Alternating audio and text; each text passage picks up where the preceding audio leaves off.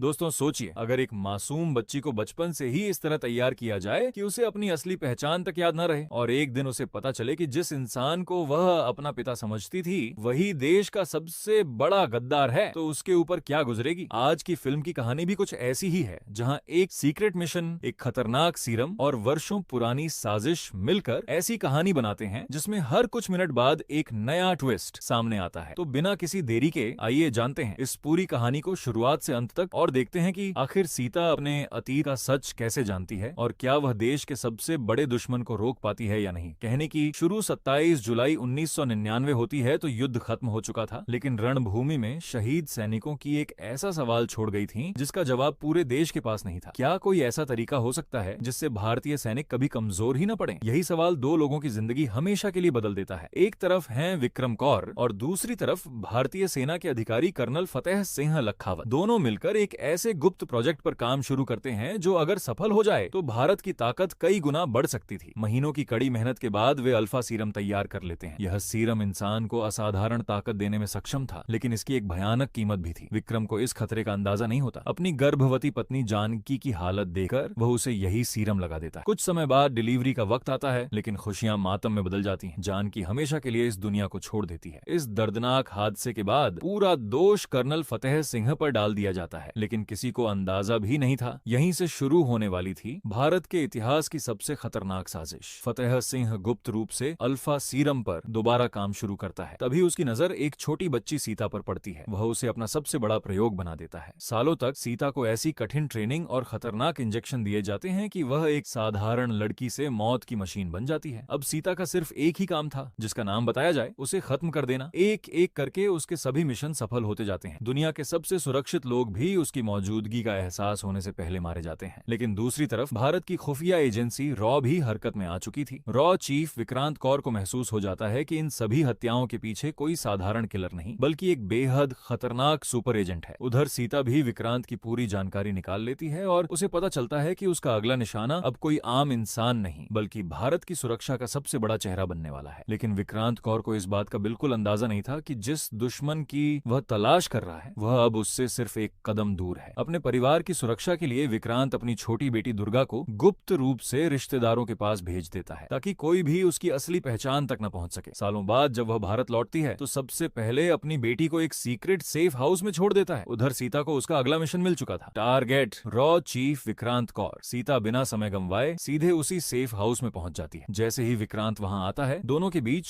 जबरदस्त हाथापाई शुरू हो जाती है। दोनों एक दूसरे पर लगातार वार करते हैं और पूरी बिल्डिंग रणभूमि बन जाती है। लेकिन तभी कुछ ऐसा होता है जिसकी उम्मीद किसी ने नहीं की थी। दुर्गा अचानक सीता को देखकर चौंक जाती है और कहती है, तुम मेरी बहन हो। ये सुनकर पहली बार सीता के कदम रुक जाते हैं। उसके चेहरे पर सवाल साफ दिखाई देने लगते हैं। उसे समझ नहीं आता कि एक अजनबी लड़की उसे अपनी बहन क्यों कह रही है। इसी बीच विक्रांत भी वहां पहुंच जाता है, लेकिन जवाब सुनने से पहले ही सीता उस पर हमला कर देती है और उसे बेहोश करके वहां से निकल जाती है। उस रात सीता को नींद नहीं आती। दुर्गा की कही हुई एक बात उसके दिमाग में बार बार गूंजती रहती है, तुम मेरी बहन हो। यहीं से कहानी हमें कई साल पीछे ले जाती है। अपने 18वें जन्मदिन पर सीता पहली बार फतेह सिंह के साथ डिनर पर जाती है। वहां फतेह सिंह उसे जन्मदिन का तोहफा देता है, लेकिन वह कोई गहना या केक नहीं था, बल्कि एक इंसान की फोटो थी। फतेह सिंह मुस्कुराते हुए कहता है, आज से तुम्हारी असली ट्रेनिंग शुरू होती है। सीता बिना कोई सवाल किए उस आदमी को ढूंढती है और अपने जीवन का पहला मर्डर कर देती है। फतेह सिंह बेहद खुश होता है। अब उसे यकीन हो चुका था कि उसने अपनी सबसे खतरनाक हथियार तैयार कर लिया है। इसके बाद एक एक करके सीता को कई मिशन दिए जाते हैं। हर बार उसका निशाना बदलता है, लेकिन नतीजा हमेशा एक जैसा होता है। जिसे मारने भेजा जाता वह कभी जिंदा वापस नहीं लौट। समय बीतता जाता है और सीता पूरे नेटवर्क की सबसे खतरनाक एजेंट बन जाती है। लेकिन उसका अगला मिशन उसकी पूरी जिंदगी बदलने वाला था। इस बार उसे आदेश मिलता है कि वह वैज्ञानिक डॉक्टर जॉन बर्गेस को खत्म कर दे। सीता हमेशा की तरह उसके घर पहुंचती है, लेकिन मरने से पहले डॉक्टर जॉन उससे ऐसी बात कह देता है जो उसके पैरों तले जमीन खिसका दे। वह कहता है, तुम्हें पूरी जिंदगी झूठ बताया गया है। तुम वह नहीं हो जो खुद को समझती हो। सीता हैरान रह जाती है। डॉक्टर जॉन आगे कहता है कि अगर उसे अपनी असली पहचान जाननी है तो उसे रॉ चीफ विक्रांत कौर से मिलना होगा। इतना कहकर वह दम तोड़ देता है। अब पहली बार सीता के मन में अपने ही गुरु फतेह सिंह को लेकर शक पैदा हो जाता है। जिस इंसान को वह अपना पिता मानती थी, क्या वही उसकी जिंदगी का सबसे बड़ा दुश्मन था? यही सवाल लेकर सीता अब उस सच्चाई की तलाश में निकल पड़ती है जो उसकी पूरी दुनिया बदलने वाली। सच्चाई जानने के लिए वह रॉ चीफ विक्रांत कौर से मिलने का फैसला करती है। शुरुआत में विक्रांत को लगता है कि सीता उसे मारने आई आई है, लेकिन जब वह डॉक्टर जॉन का नाम लेती है तब पूरा माहौल बदल जाता है। वह कहता है कि मिशन अल्फा सिर्फ एक वैज्ञानिक प्रयोग नहीं बल्कि भारत की सुरक्षा से जुड़ा सबसे गोपनीय प्रोजेक्ट था। उसी हादसे के दौरान उसकी दोनों बेटियां उससे बिछड़ गई थीं। एक बेटी उसके साथ बच गई जबकि दूसरी हमेशा के लिए लापता हो गई। विक्रांत सीता की आंखों में देखते हुए कहता है, वो खोई हुई बेटी तुम हो। ये सुनते ही सीता के पैरों तले जमीन खिसक जाती है। जिस आदमी को वह बचपन से अपना पिता समझती आई थी उसने उससे उसकी पूरी पहचान छीन ली। उधर फतेह सिंह को भी पता चल जाता है कि सीता अब उसके खिलाफ जा चुकी है। वह तुरंत अपने लोगों को आदेश देता है, सीता अब हमारे किसी काम की नहीं, उसे खत्म कर दो। विक्रांत बिना देर किए सीता और दुर्गा को वहां से निकल जाने के लिए कहता है। दोनों एक गुप्त सेफ हाउस पहुंचती हैं, जहां उनकी मुलाकात मेजर कबीर से होती है, लेकिन दुश्मन पहले ही उनका पीछा कर चुका होता है। कुछ ही मिनटों में पूरा सेफ हाउस गोलियों की आवाज से गूंज उठता है। चारों तरफ से दुश्मनों ने हमला कर दिया था। मेजर कबीर पूरी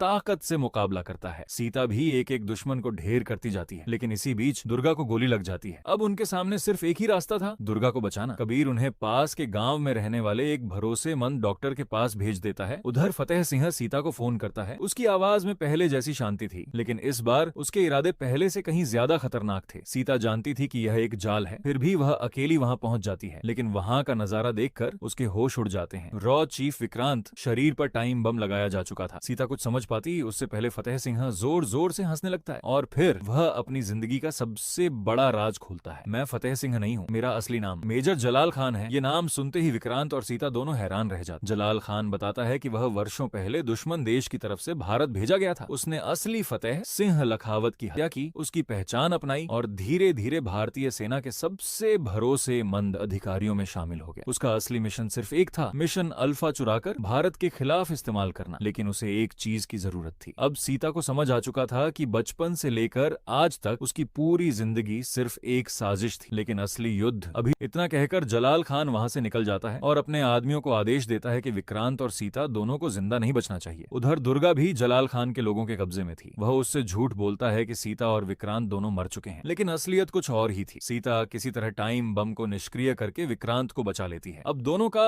सिर्फ एक ही लक्ष्य था, दुर्गा को बचाना और जलाल खान का हमेशा के लिए अंत करना। कुछ ही देर बाद भारतीय सेना भी ऑपरेशन में शामिल हो जाती है। चारों तरफ गोलियों की आवाज गूंजने लगती है। सीता अकेले ही दुश्मनों पर टूट पड़ती है और एक एक करके कई आतंकियों को खत्म कर देती है। इसी बीच दुर्गा भी मौका देकर अपनी कैद से निकल जाती है और दुश्मनों के टैंक पर बम फेंक देती है। अगले ही पल एक जोरदार धमाका होता है। पूरा टैंक आग के गोले में बदल जाता है और दुश्मनों का सबसे बड़ा हथियार खत्म हो जाता है। अब मैदान में सिर्फ दो लोग बचे थे, एक तरफ जलाल खान और दूसरी तरफ सीता। दोनों के बीच जबरदस्त हाथापाई शुरू होती है। कभी जलाल खान भारी पड़ता है तो कभी सीता। आखिर में जलाल खान सीता को मारने ही वाला होता है कि तभी विक्रांत वहां पहुंच जाता है। जलाल खान हंसते हुए कहता है, तुम मुझे नहीं मार सकते। विक्रांत सीता की तरफ देखता है और कहता है, ये फैसला मेरे लिए नहीं, अपने बचपन, अपने परिवार और अपने देश के लिए लो। बस फिर क्या था, सीता बिना एक पल गंवाए ट्रिगर दबा देती है। गोली सीधे जलाल खान के सीने में लगती है और वर्षों पुरानी साजिश हमेशा के लिए खत्म हो जाती है। कुछ समय बाद विक्रांत अपनी दोनों बेटियों के साथ बैठता है और उनसे एक सवाल पूछता है, क्या तुम सामान्य जिंदगी जीना चाहती हो या देश की सेवा करना? दोनों बहनें बिना एक पल सोचे भारतीय खुफिया टीम का हिस्सा बनने का फैसला कर लेती हैं। यहीं पर यह कहानी खत्म होती है, लेकिन यह अंत नहीं बल्कि देश की रक्षा के लिए शुरू हुई एक नई कहानी की शुरुआत। अगर आपको यह मूवी एक्सप्लेन पसंद आई हो तो वीडियो को लाइक करें, चैनल को सब्सक्राइब करें और बेल आइकन जरूर दबाएं ताकि ऐसी ही शानदार मूवी एक्सप्लेन सबसे पहले आप तक पहुंचती रहे। अब बताइए